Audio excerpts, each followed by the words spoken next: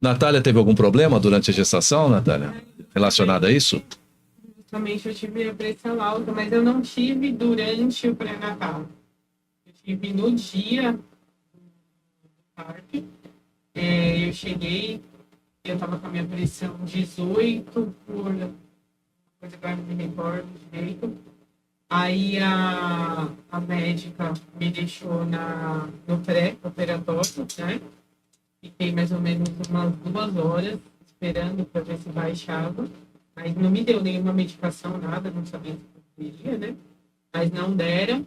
E aconteceu que não baixou muito e mesmo assim eles me levaram para o centro cirúrgico, fez o parto e assim que tirou o bebê, a minha pressão caiu.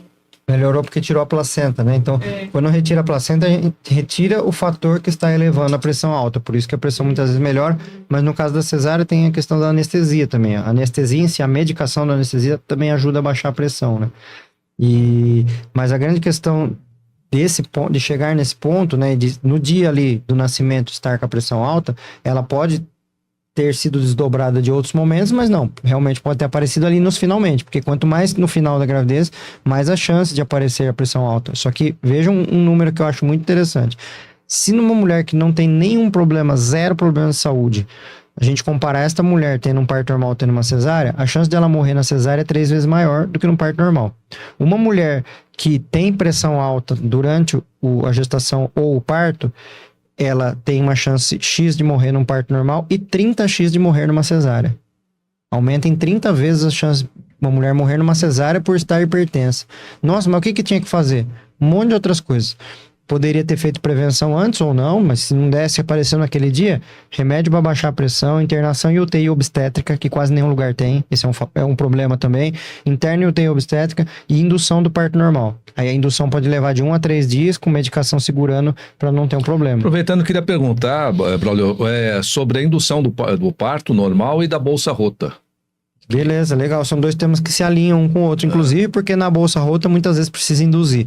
A indução é assim, vamos imaginar que a gente tem lá uma linha do tempo da gravidez, né? Que a gente sabe que desde o momento que fecundou até a viabilidade de fato, estar tudo bem com o bebê, em geral, a partir de 37 semanas, dali em diante, né? Que são os famosos 9 meses, que é quase 9 meses. 37 vai dar 8 meses e meio, se fizer a conta, né? Então, de 37 e até quando que poderia chegar essa gestação? Mais ou menos até 42 semanas. Só que o normal, então, é 37 e 42 é o máximo. Só que isso é uma média da população, né? Cada pessoa vai ter o seu momento ali de ter o seu bebê. Aí, se a gente fizer o contrário, por exemplo, se eu pegar lá 1 milhão de bebês nascidos de parto natural, que não aconteceu nada com ninguém, foi tudo normal, os bebês nasceram vivos, e eu jogar numa curva de nascimentos, vai dar que o mais novinho de todos, que nasceu e tá tudo bem com esse bebê, não teve nenhum problema, 34 semanas e meia. Um bebê que ele amadureceu o seu pulmão, desencadeou o parto e nasceu. Mas é 1 em 1 milhão. Assim como o mais velhinho de todos, 44 semanas. Cara, que também vai ser 1 em 1 milhão. E se chegar lá, né? Quando a gente usa estatísticas em medicina, a gente tira as pontas. A gente tira, mais ou menos, nesse caso, tira 2,5% de margem de erro e de casos de fora da curva. E aí, a gente vai ter os 95% do meio aqui. Esses 95% caem em 37 e 42 semanas. Por isso que a gente fala, as gestações humanas levam de 37 a 42 semanas para o bebê nascer. Certo. Isso tem um topo de uma curva. Esse topo da curva chama data provável do parto, que é quando são 40 semanas. Só que não é o dia que o bebê vai nascer, é o meio do tempo entre o quanto o bebê pode nascer antes ou depois dessa data. E aí o que é indução? Indução é quando chega algum momento da gravidez e que esperar está mais arriscado do que terminar a gravidez. Aí a gente fala, bom, então nós temos que terminar a gravidez por algum motivo. Certo. Quais os motivos, por exemplo? Um deles é chegar em 42 semanas. Que acima de 42 semanas, aumenta a chance de insuficiência placentária aguda. Que é do nada o chuveiro entupir inteiro. Top tudo. Top tudo e o bebê morre e não percebe. Então, acima de 42 aumenta. Então, 42 normalmente é um teto de idade gestacional. Qual um outro problema que pode acontecer que você fala, olha, não dá para continuar? Hipertensão num estado mais grave. Se a pessoa tiver uma convulsão, tem que nascer ali em 1, 2 dias. Se tiver um problema hepático grave, esse síndrome HELP, tem que nascer naquele dia.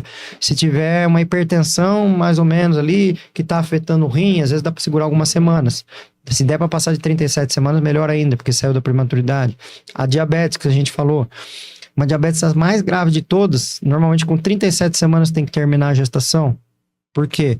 Na balança de idade gestacional de um lado e o problema do outro, lá embaixo, com 28 semanas, o bebê é muito novinho. Esse problema é maior do que a diabetes. Com 37 semanas, a diabetes passa a ser pior do que a idade gestacional. Só que aí, tem casos muito controlados que vai bem até 41 semanas com diabetes. E tem casos que tem que nascer com 37. Então, fica uma janela entre 37 e 41 para nascer.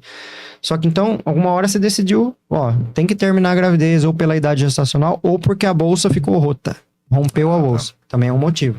Bolsa, rompeu. Né? Independente da quantidade. Ela pode romper normalmente dentro desse número da idade de 30 e poucos até 42. Isso, essa é a pergunta. A bolsa rota dentro desse espaço. Só que a gente existe a bolsa rota precoce também, que daí entra na balança. Por exemplo, se uma bolsa romper com 18 semanas de gestação, eu tenho 2 problemas.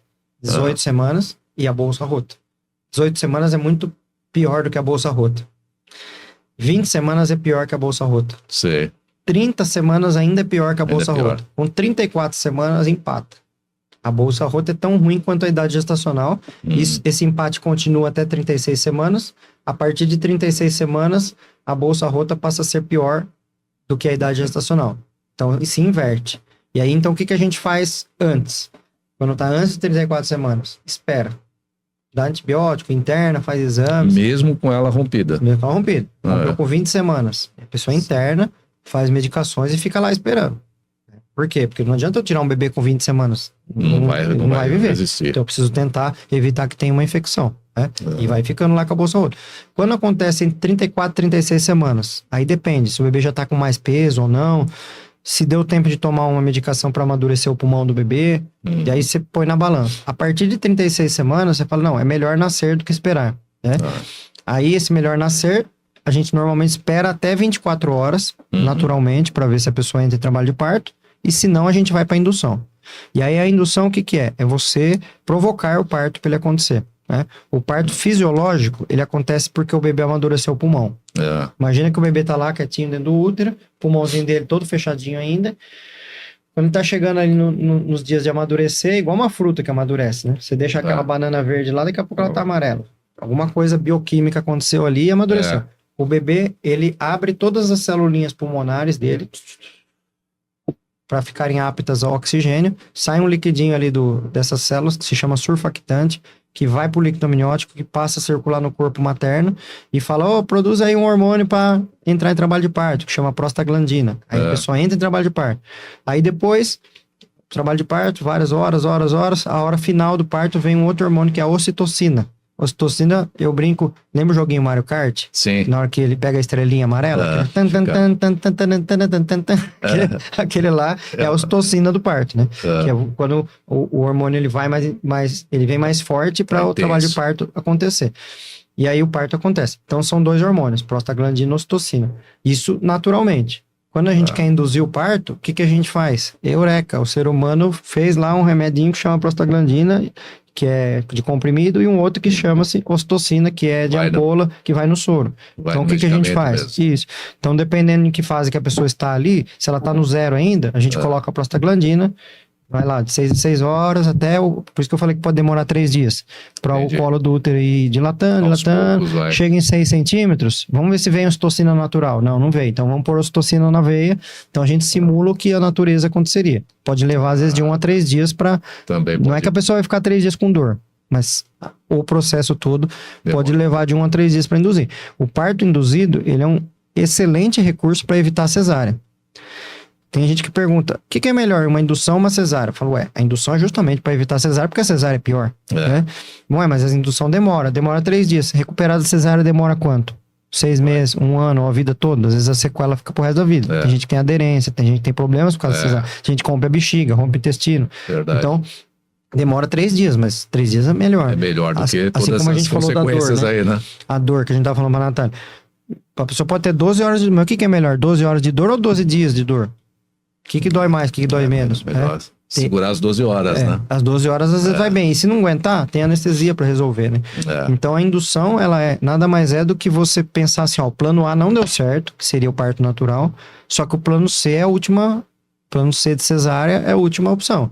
Então vamos para um plano B, que é induzir o parto para corrigir o problema da bolsa rota, para evitar que a diabetes dê mais consequências, para evitar que a hipertensão dê mais consequências, né? Então um jeito humanizado, que o Semana que inventou, né? E isso, né? Como eu te falei, um golfinho não está induzindo o parto do outro agora. Aliás, um dos métodos de indução, que isso aí é mais do folclore da obstetrícia do que da parte técnica. As elefantas, né? Lefoas, descobriram que comer mamona, né? Elas foram lá, sentiram o cheiro, gostaram. Comer mamonas, que tem um óleo que é óleo de rícino, estimula o trabalho de parto. Então, elas estão no final da gravidez de elefante dura 24 meses. Caramba, 2 anos. Bem mais, né, do que a gente. Que a gente não, né? Do que as mulheres. Ela fica lá, comia o óleo de mamona e aí, no final da gestação começaram a perceber isso, né? Então, será que o óleo de rícino não ajuda no trabalho de parto? Não tem evidências científicas ainda muito claras disso, mas é a tese, né? Do tipo, ó, acho que esse aqui dá certo, porque as elefantas comem, então elas sentiram o cheiro. A gente não tem esse poder, né? A gente só é mais inteligente de cognição, né? Porque de outras coisas a gente não é mais inteligente que os seres humanos, né? Então, induzir nada mais é do que você tentar replicar aquilo que a natureza faz para evitar que tenha uma consequência maior, que seria a cesárea. Falei, o ser humano que está induzindo, por isso é humanizado, né? Os outros animais não estão induzindo. Então, isso também é parto humanizado. Tem um termo, o pessoal fala muito, o que é violência obstétrica. Tem um jeito... E foi um dos casos estudados, né? No Fantástico. Com certeza. Uma matéria do Fantástico. A violência obstétrica tem uma frase que resume e depois eu consigo destrinchar essa frase. Violência obstétrica é tudo aquilo que não é parto humanizado. Calma aí, vamos destrinchar essa frase. Por quê? Parto humanizado, que eu já estou chamando de parto baseado em evidências científicas. Parte do pressuposto que a gente tem 3 pilares nesta metodologia, nessa forma de entender o parto.